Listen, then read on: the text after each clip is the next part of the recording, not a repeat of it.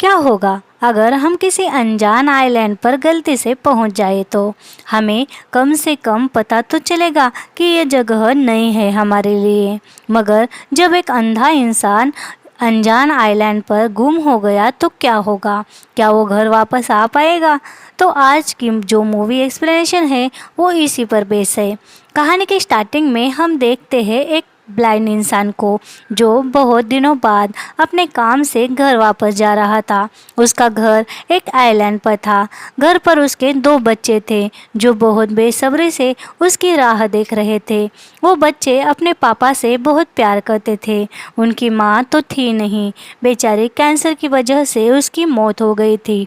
अब इधर वो ब्लाइंड पर्सन जिसका नाम है मॉक, अब मॉक घर जाने के लिए एक बोट लेता है और उस बोट का कैप्टन एक बुजुर्ग इंसान था। अब यहाँ बोट में मॉक का कुत्ता जिमी भी था। अब मॉक जिमी बोट में बैठते हैं और मॉक के घर की ओर बढ़ते हैं।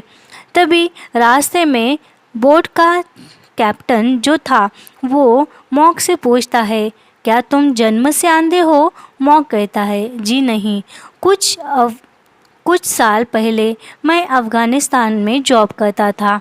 वहाँ कुछ बॉम्ब स्फोट की वजह से मैं ब्लाइंड हो गया। अब ऐसे ही दोनों बात करते करते आगे बढ़ रहे थे। तभी बोट का कैप्टन उसकी तबीयत कुछ ठीक नहीं लगती और उसे हार्ट अटैक आता है और वो गिर जाता है। मॉक उसे बहुत आवाज़ लगाता है मगर कैप्टन अब बेहोश हो चुका था। जिमी ज़ोर ज़ोर से भूखने लगता है। मॉक कैप्टन के नज़दीक आकर उसकी सांसें चल रही है या नहीं देखता है और उसे समझता है कि कैप्टन सिर्फ बेहोश हुआ है।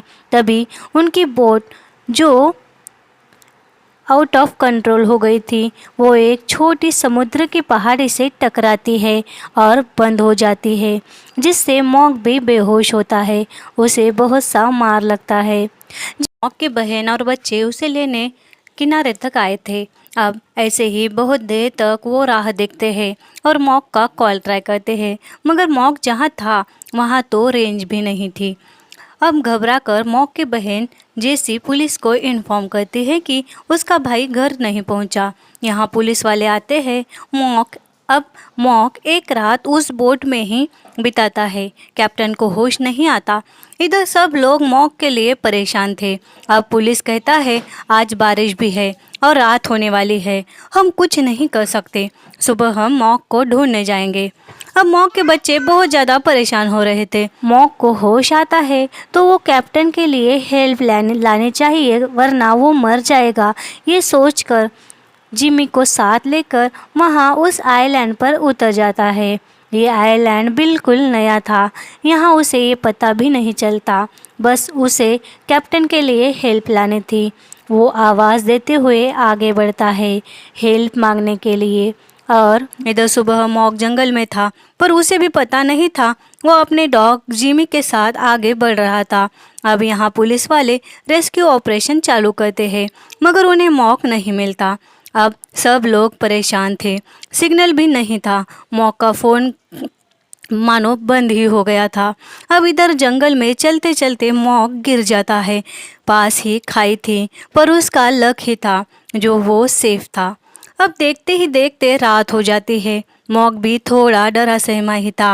वो एक जगह बैठ जाता है। जंगल से खतरनाक जानवरों की आवाज़ें आने लगती है। वो जिमी से कहता है, जिमी मुझे जंगल में कैंपिंग करना बिल्कुल पसंद नहीं, मगर मेरे बेटे मैक्स को ये एडवेंचर बहुत ज़्यादा पसंद है। कितना दीवाना है वो जंगल कैंपिंग का। मुझे तो लगता है वो पिछले जन्म में एक अच्छा सर्वाइवर रहा होगा। ऐसे ही अब दूसरी रात भी बीत जाती है। घर पर सब परेशान थे और इधर मॉक भी बहुत ज़्यादा परेशान था। उसे तो पता भी नहीं था कि वो एक अनजान जगह पर है। अब सुबह पुलिस ढूंढते ढूंढते उस बोट तक आ जाती है जिस बोट में अभी भी कैप्टन था। कैप्टन अभी भी जिंदा था। पुलिस वाले हर तरफ उसे मॉक को ढूंढते हैं मगर उन्हें मॉक कहीं नहीं मिलता। जंगल में मॉक चलते चलते एक नदी के किनारे आ जाता है और गलती से नदी में गिर जाता है। यहाँ दोबारा मॉक का लक उसे साथ देता है। वो सेफ था। बड़ी दिक्कतों से वो किनारे पर तो आ जाता है, मगर ठंड से वो कांप रहा था।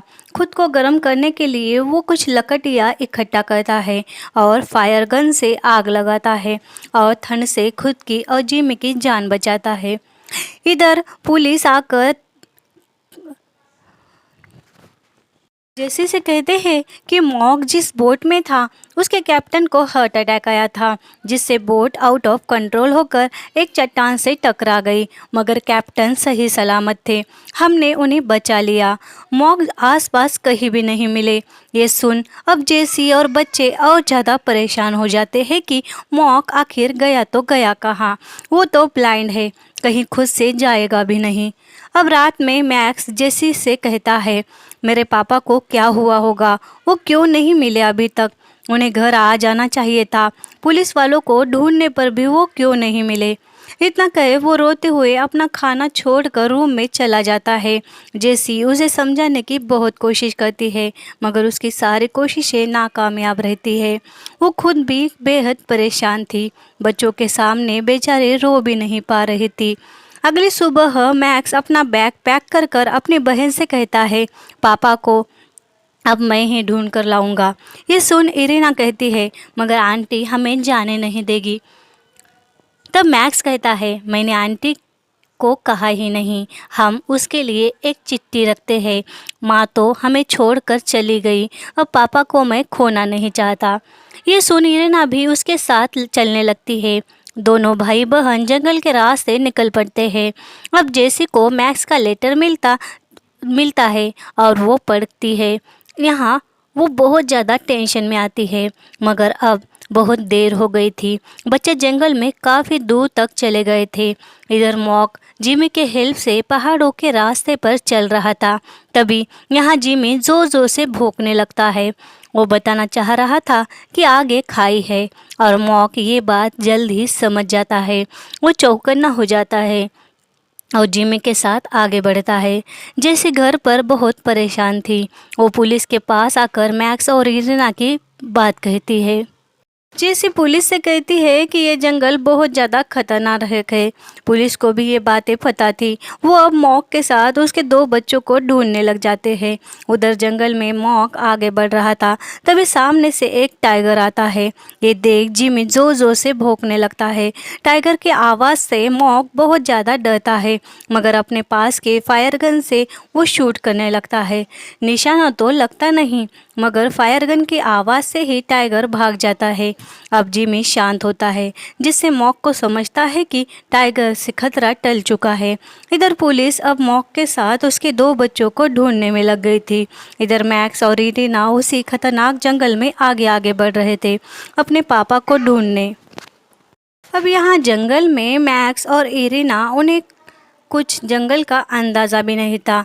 वो बस आगे बढ़ रहे थे। इधर पुलिस वालों के साथ जेसी भी थी।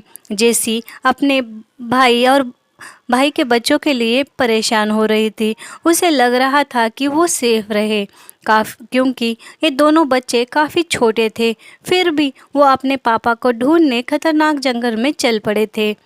अब यहाँ रात हो जाती है। मैक्स कहता है, हम कैंप लगाते हैं, और उनके पास जंगल का एक मैप भी था। वो देखते हैं। अब उन्हें जंगल का थोड़ा अंदाज़ा आ गया था।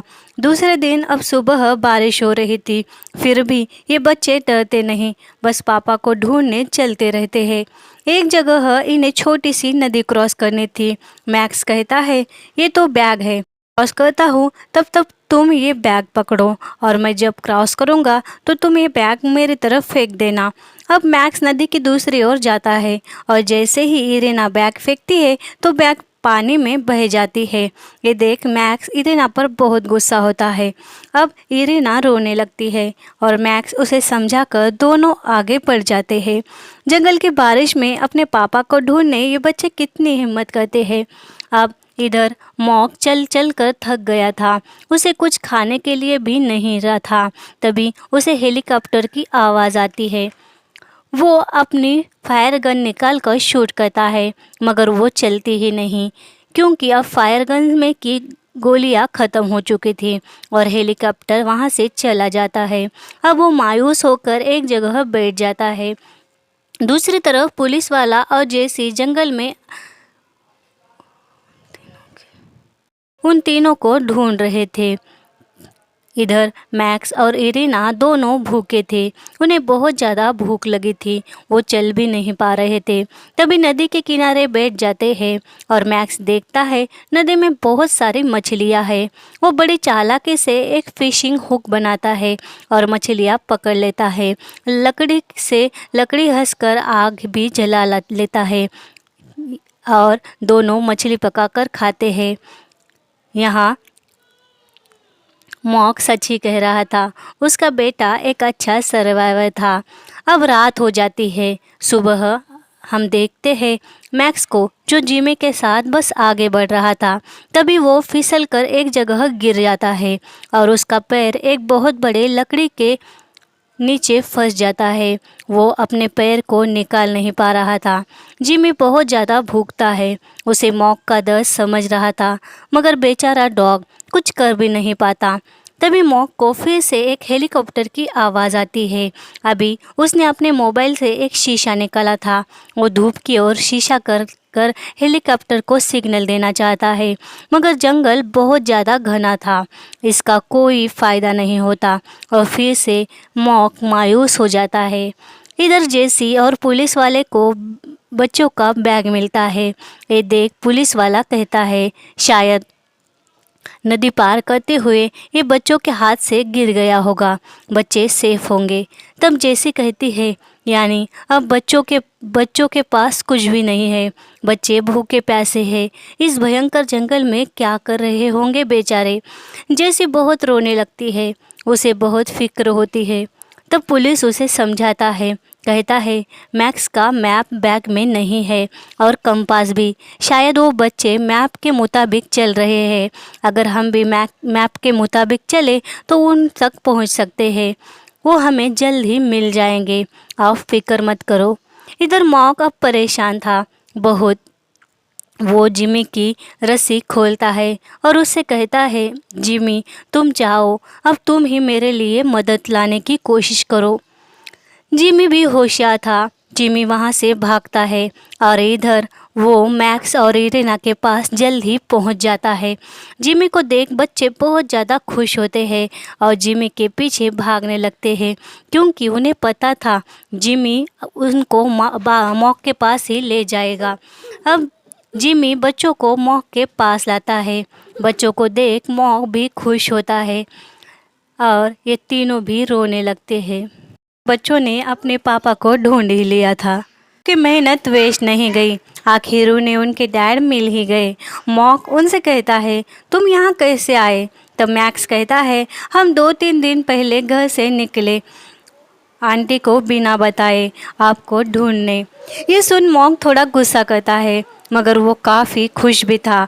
मॉक कहता है, बेटा मेरा पैर इस बड़े से लकड़ी के अंदर फंस गया है, मैं इसे निकाल नहीं पा रहा।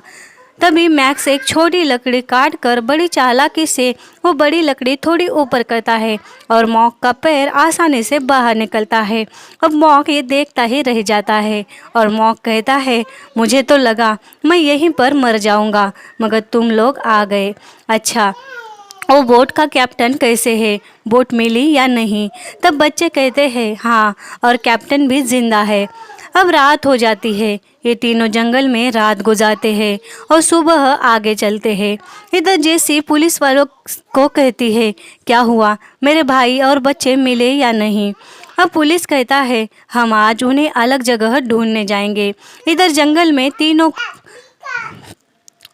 में अब तीनों को एक हेलीकॉप्टर की आवाज़ आती है और मॉक मैक्स से कहता है, ये शीशा लो और उन्हें सिग्नल दो। अब मैक्स वैसा करता है, मगर हेलीकॉप्टर रुकता नहीं। इधर पुलिस जेसी से कहता है, वहाँ के एक लोकल हेलीकॉप्टर पायलट ने हमें बताया कि जंगल में कुछ चमक रहा था। शायद वो मॉक ही सिग्नल दे रहा था। मगर उस पायलट के पास उतना फ्यूल नहीं था कि वापस वो वहाँ पर जा सके, इसलिए उसने हमें इन्फॉर्म किया। ये बातें सुन जेसी खुश होती है। अब जंगल में ये तीनों चल रहे थे और इधर पुलिस वाले के साथ जेसी हेलीकॉप्टर से जंगल में आती है। यहाँ वही लोकल पायलट उनके साथ था। वो जब नीचे उतरते हैं तो पुलिस हॉर्न बजाता है। उसकी आवाज़ से जिमी भौंकते हुए हॉर्न के पास आता है और ऐसे ही वो तीनों पुलिस को मिल जाते हैं। जैसे तीनों ही को सही सलामत देख बहुत ज़्यादा खुश थी और अब ये लोग हेलीकॉप्टर से अपने घर चले जाते हैं।